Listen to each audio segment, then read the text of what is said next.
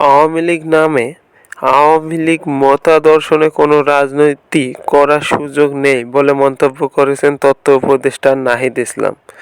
সম্প্রতি একটি সংবাদ মাধ্যমকে দেওয়া সাক্ষাৎকারে তথ্য উপদেষ্টা এ মন্তব্য করেন।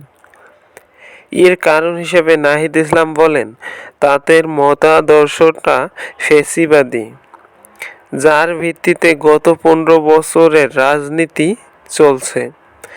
গণহত্যা হয়েছে।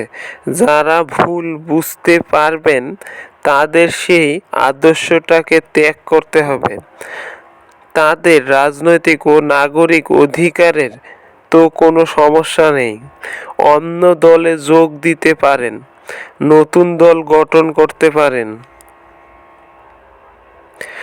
অনলাইনে আওয়ামী লীগের কর্মসূচি ঘোষণা প্রসঙ্গে তিনি বলেন, যাদের দৃশ্যমান অবস্থা নেই তাদের আবার কর্মসূচি কিসের? তারা মূলত আতঙ্ক তৈরি করার জন্য এসব করছে। এখনো জননিরাপত্তায় আছে। ছাত্রলীগ নিষিদ্ধ সংগঠন। বিভিন্ন জায়গায় গুপ্ত হামলার চেষ্টা করছে, গুজব ছড়াচ্ছে। এদের অনেক মামলার আসামি।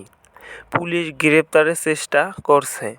তিনি বলেন, এখানে ভারত সরকারের দায়িত্বশীল আচরণ করা উচিত। তারা শেখ হাসিনাসহ গণহত্যায় অভিযুক্ত অনেককে আশ্রয় দিয়েছে। ভারত সরকারের সহযোগিতা না করলে এরা এগুলো করতে পারত না।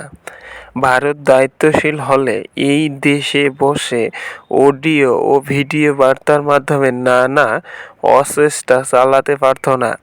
এক্ষেত্রে ভারতের কাছ থেকে আমরা দায়িত্বশীল আচরণ আশা করি। আওয়ামী লীগ নিষিদ্ধ হবে কি না এ প্রসঙ্গে নাহিদ ইসলাম বলেন, আওয়ামী লীগ নিষিদ্ধ হবে কি হবে না বা নির্বাচনে অংশ নিতে পারবে কি না এ বিষয়ে আমাদের একটা জাতীয় ঐক্যমতে আসতে হবে।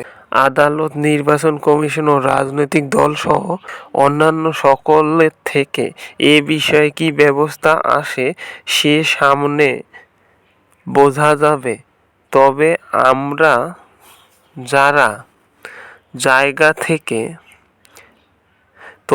আমরা যে যার জায়গা থেকে এ বিষয়ে কী ব্যবস্থা আসে সেটা সামনে বোঝা যাবে।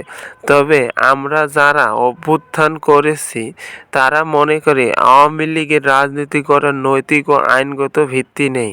কিন্তু আওয়ামী লীগের ব্যানারে শেখ পরিবার বা চিহ্নিত দুর্নীতিবাজ ও গণহত্যাকারীদের রাজনীতি করার কোনো অধিকার নেই।